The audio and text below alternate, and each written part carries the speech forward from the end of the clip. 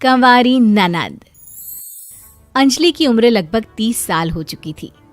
वो एक स्कूल में टीचर की जॉब करती थी। अंजलि के घर में उसकी माँ के अलावा उसका छोटा भाई और भाभी भी रहा करते थे।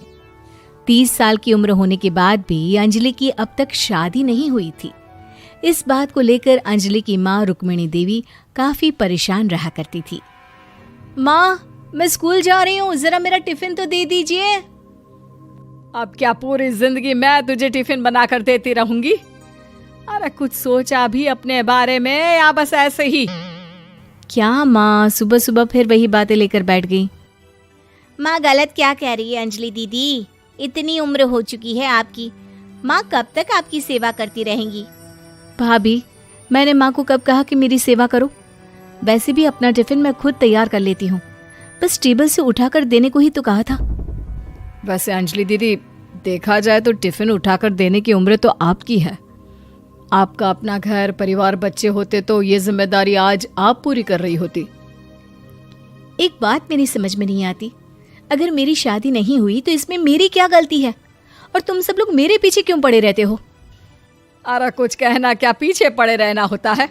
अपने छोटे भाई को देख, तुझसे 3 साल छोटा है लेकिन 2 बच्चे खेल रहे हैं आंगन में। मुझे आप लोगों की कोई बात नहीं सुननी, जा रही हूँ मैं। और आप में से किसी को मेरा कोई काम करने की जरूरत नहीं है, मैं खुद संभाल लूंगी। इतना कहकर अंजलि वहां से चली जाती है। शाम को जब अंजलि अपने स्कूल से लौटकर घर वापस आती है तो उसने देखा कि पड़ोस वाली निर्मला चाची वहां पर बैठी हुई थी। क्या बात है अंजलि बिटिया, नौकरी करके वापस आ गई? जी चाची जी, कैसी हैं आप?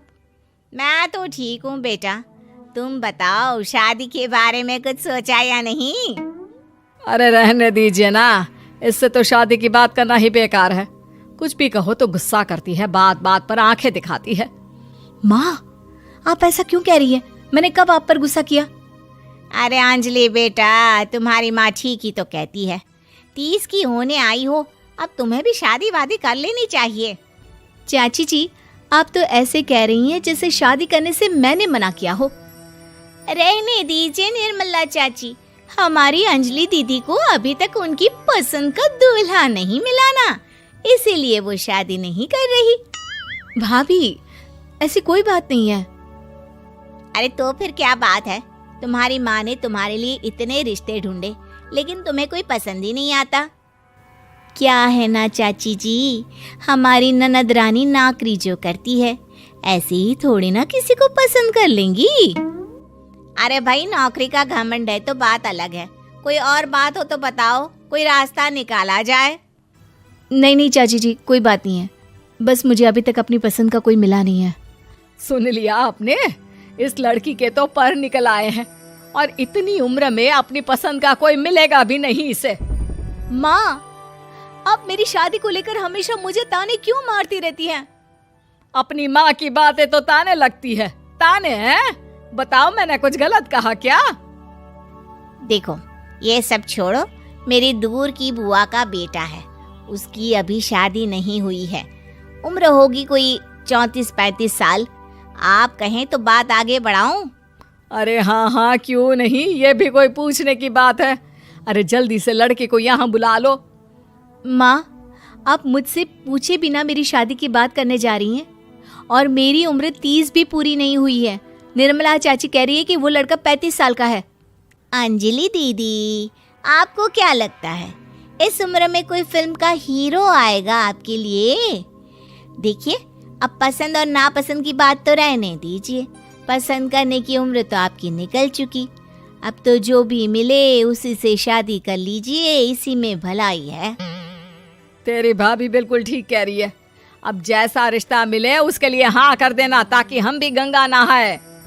ठीक है, चलिए मैं उस लड़के को कहती हूँ, वो कल ही अंजलि को देखने आ जाएगा। अगले दिन निर्मला चाची के दूर का रिश्तेदार अंजलि को देखने उसके घर आता है। उसका नाम था अजय। अंजलि जी, तो आप नौकरी करती हैं, वो भी स्कूल में? जी हाँ, मैं स्कूल में टीचर हूँ। हमारी बेटी बहुत होशियार है। अरे पढ़ने लिखने में इतनी होशियार है, इसीलिए तो इसकी नौकरी लगी है स्कूल में। हाँ ठीक है आंटी जी, जरा मुझे भी तो बात करने दीजिए आपकी बेटी से। जी पूछिए ना, क्या पूछना चाहते हैं? अंजलि मैडम, ये तो बताइए कि आपने अभी तक शादी क्यों नहीं की? बस ऐसे ही, कहीं कोई रिश्ता पसंद नहीं आया इसलिए। लेकिन क्या मैं आपसे पूछ सकती हूँ कि आपने शादी क्यों नहीं की?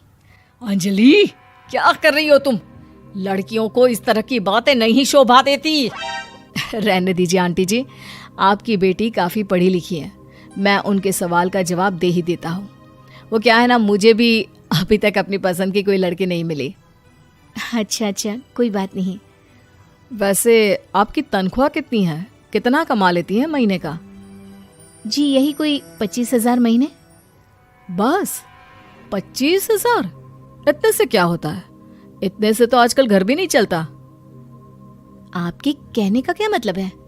अरे मैं तो ये सोच कर आया था कि नौकरी वाली लड़की है, आराम से 40,000 कमाती होगी। माफ कीजिएगा, आपका और मेरा रिश्ता नहीं हो सकता। जी कोई बात नहीं, मुझे भी आपके साथ शादी करने में कोई इंटरेस्ट नहीं है। अंजलि, किस तरह की बात कर रही हो? घर आए रिश्ते को ठुकरा रही हो तुम। दीदी, अब इस उम्र में आपको इतनी अकड़ नहीं दिखानी चाहिए। अच्छा खासा रिश्ता हाथ से निकल गया, कहीं ऐसा ना हो कि जिंदगी भर कुंवारी ही रह जाओ आप। कुछ दिन और ऐसे ही निकल जाते हैं और अंजलि की शादी कभी नहीं होती। अंजलि के परिवार वाले बिंदास उसे ताने मारते रहते हैं, लेकिन अंजलि एक बड़ी नौकरी की तैयारी करती है और उसमें सिलेक्ट होने के बाद अंजलि को एक बहुत बड़ी नौकरी मिल जाती है। अब तो दीदी के नखरे और भी ज्यादा बढ़ जाएंगे भाई। अब तो इतनी बड़ी नौकरी जो लगी है, अब इनकी शादी होने से रही। माँ, मुझे नौकरी के लिए दूसरे शहर जाना पड़ेगा। आप जानती हैं ये बहुत बड़ी जॉब है और इसमें पैसे भी बहुत ज्यादा मिलेंगे। अच्छा, कितने पैसे मिलेंगे बेटा?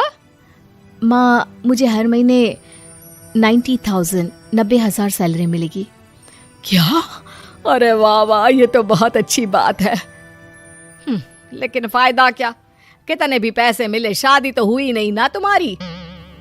अंजलि नौकरी करने के लिए दूसरे शहर में चली जाती है और जब कुछ महीनों के बाद वो वापस घर आती है तो उसे अपने पति के साथ देखकर उसके घर वाले हैरान रह जाते हैं।